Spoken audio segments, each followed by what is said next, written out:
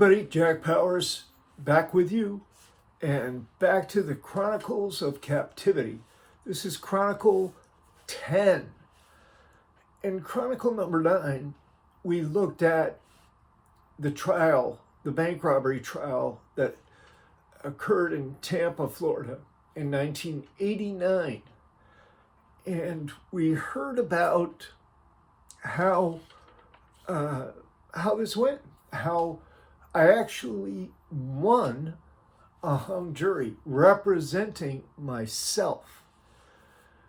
Now, the local press did a big report on it. The Tampa Tribune wrote a front page article that said, "Jury buys flamboyant defense." Incredible. But this is what sent the prosecutor into a tailspin. Because if you're a U.S. attorney and you've got all of this authority and power such that you don't care about the law or procedure or due process, and you still lose the case, or you end up with a hung jury, which is the same thing as losing,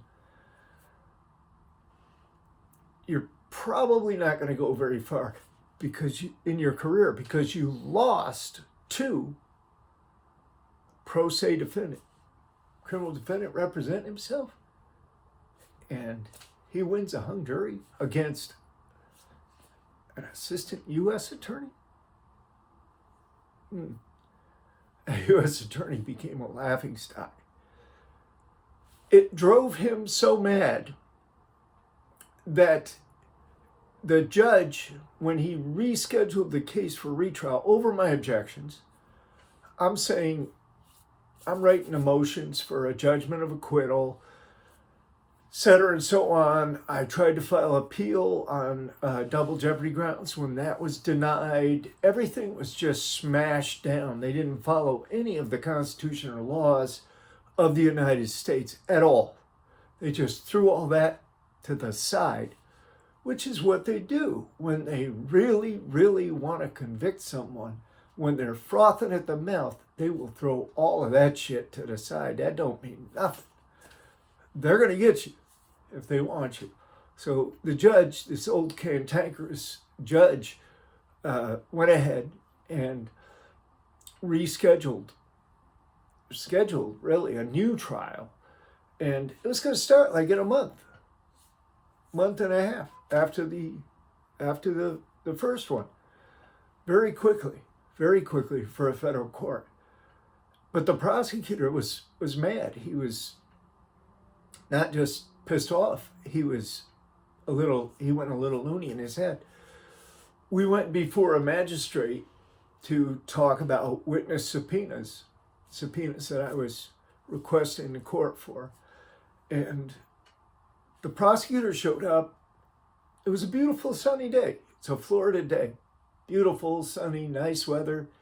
He shows up wearing these boots that looked like hip boots. They came up to his knees, these rubber boots.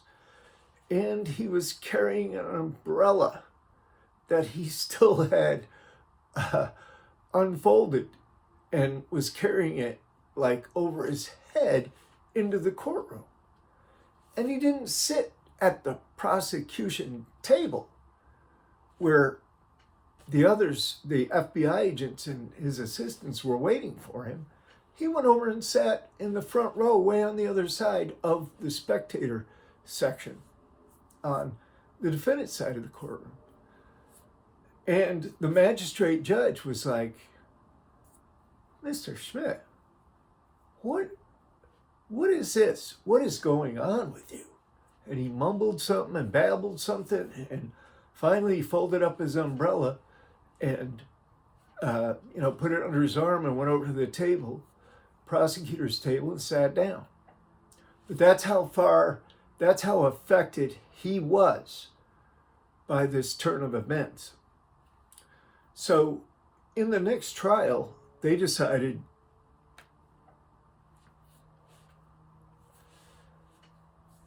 he's not going to win this. we're going to pull out all the stops. And they did. They really did. I had one of the worst juries you could ever imagine.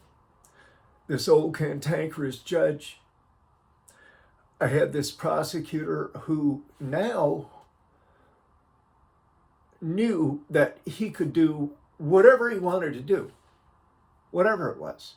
Suborn perjury, pay off witnesses, promise. I mean, I'll give you an example. During the trial, this surprise witness shows up. The prosecutor jumps up and calls Crystal McQueen to the stand. In comes the woman who was driving the limo when I was living in Town and Country before my arrest. And remember, we went to the to the beer store together, the convenience store, and we drove around, and that's where I met Dee. So here she comes to the stand. And I'm over there thinking, what could she possibly testify to? What? There's nothing at all that she could testify to, at all. Well, she got up there and she just straight out told a story that was nothing but lies. Now listen, I did the bank robberies, there's no question about it. I was guilty of sin. So there's no reason for me to say that this woman lied if she was there in the trial. She testified. She told lies. That's all there was to it. The reason that she was there was because she went to prosecutors once she found out that I had been arrested for bank robbery. She went to the prosecutors on her own accord because her daughter and her son were in jail and facing prosecution for serious fraud charges. She went to them and made a deal. Let them go. Take these charges off of me, because they had charges on her too. That limousine was stolen. They had other charges, fraud charges they were going to bring on her because she was part of that whole thing. She said, look, give me immunity and let them get out. Let them have lesser charges, what have you. They did that. That's in the paper too. Public reporting. It's all in the newspaper. And they did that. Incredible, right? And she just told a pack of lies. And how do you defend against lies? How do you defend against somebody sitting there and saying that you told them that you robbed the bank? Somebody who's sitting there saying that she saw you wearing the same clothes that the bank robber was wearing on that day. How do you defend against that? They showed her a picture. Is this him? Picture of the bank surveillance photographs. Yes, that's him. I mean, guilty or innocent, come on. Is that the way things are supposed to work in the criminal justice system? I think not. But that's the way it was. So, yes, in that second trial, they found me guilty. And it was quick. I don't even think they were out 3 hours that time. And they found me guilty. Of course, my wife had come back in to testify again. She was a little more reluctant this time, it seemed. But she came right back. But they put up all kinds of evidence and witnesses. They showed the jury pictures of firearms that had been found in my house, even though no firearms were ever used in a bank robbery. They did everything that they could to prejudice the jury. They brought my prior record into it. They brought the guns and weapons into it. They brought these false witnesses where they had either countenanced or suborned perjury. And then they even brought D.D. in to testify. And D.D. testified about the letters she received from me while I was in the county jail earlier. And particularly, she told about the escape or the attempted escape letter. And none of that was even marginally relevant. The tellers, the bank tellers, where previously they had said, no, we can't identify who it was. Now they pointed the finger right at me and said, yes, that's him. 100% certain that is him. They identified me. Even the tellers that didn't even know what happened until it was all over and I was out the door. They brought the evidence, the concocted evidence of these bait bills where, the two entries on the bottom of the list were cattywampus. They were crooked on there, where Agent Curtin had went back in and tried to, he'd obviously whited out two of the entries at the very bottom, and then he tried to insert these two, and you could tell that they weren't in line with the other bait bills. And I mean, it was really just a wash. It was just something where, I pretty much just had to shrug my shoulders and say, wow,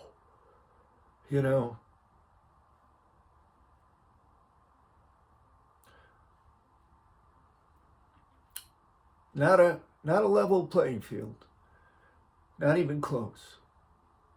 Carte blanche. The judge gave him carte blanche.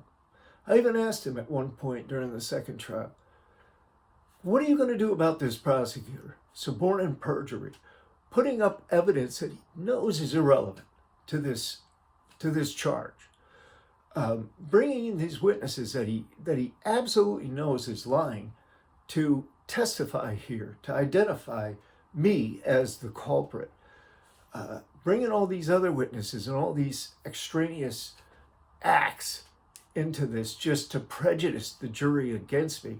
What are you going to do about any of that?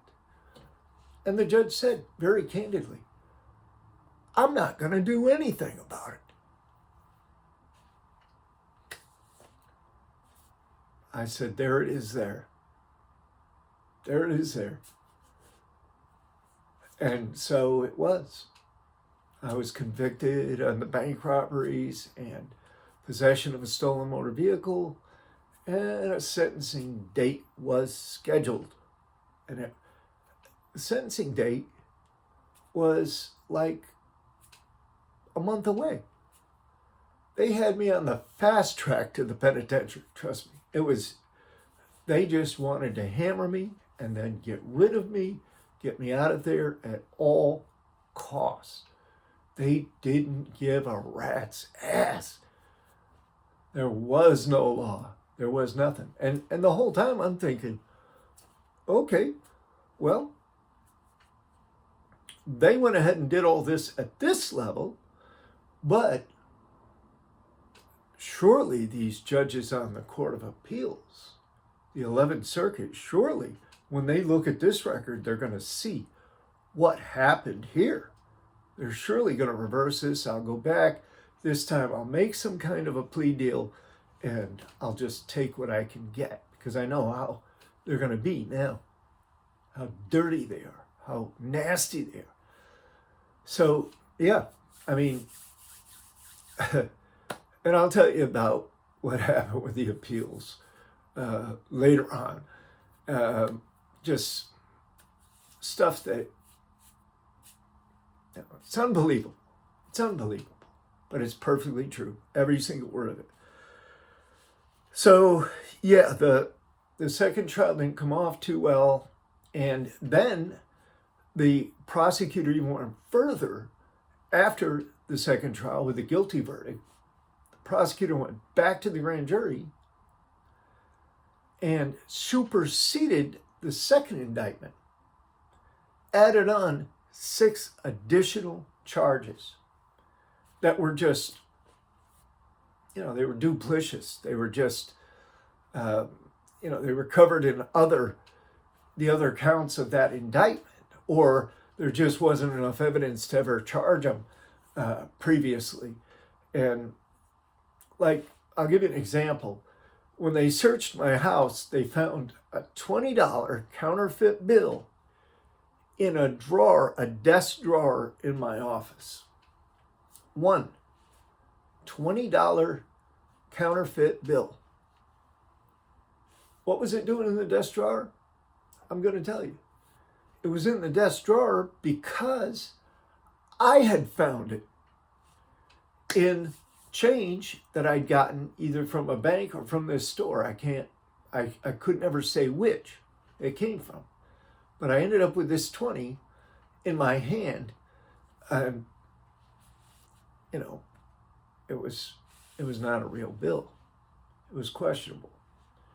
And I wasn't trying to pass it because I wasn't trying to get arrested for some bullshit. So I put it in the drawer in the desk and left it there. Never thought anything about it. They charged me with possession of counterfeit currency.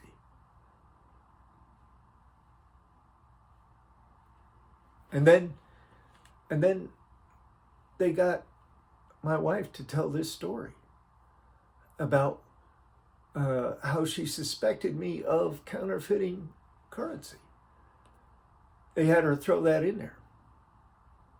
It was just a terrible, horrible ordeal. I mean, even though I was guilty of the bank robberies and, I was guilty of a lot of different things, right? I don't take issue with that now. Or I really didn't, I can't say that I would not have pled guilty if things had been a little bit different. If I'd understood the system a little bit better, I would have went in there, I would have got a lawyer appointed, and I would have said to that lawyer right away, go get me the best deal you can get me on all of this. Get it all in one, get me the very best deal. I'm not going to take their first offer, probably. I'm going to go back at them again. They might come back and offer 10 years. And I say, no, I'll take 6.5, that's it. They come back and they say, okay, well, we'll recommend 8. But that 8 looked awful good, I'll tell you, after the sentencing was complete. But I'm going to tell you, because the sentencing is another story in and of itself. And this other trial on the weapons charges is another story in and of itself. And you won't believe what happened in that second trial. You won't believe how a U.S. District Court judge would allow this to happen in his courtroom. There is no way you're going to be like, phew, this blows my mind. But I'm going to tell you all about it in our very next Chronicle, which will be Chronicle 11. For now, I'm going to say Saranara, and I thank you very much for joining this membership, and I intend to give you the full benefit of your membership in every way possible. I'm here to serve you. So thank you, and I'll see you back here for Chronicle number 11.